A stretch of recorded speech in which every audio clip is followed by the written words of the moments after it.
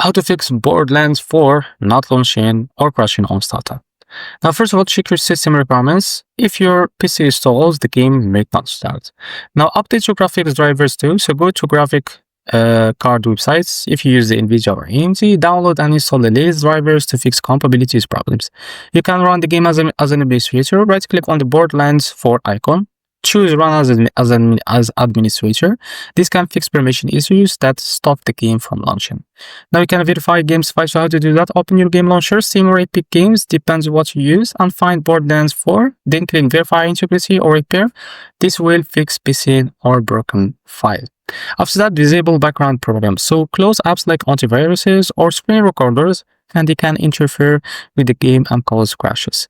Now you can update Windows too. So check if you have any Windows updates that you can install on your PC. But finally, reinstall the game.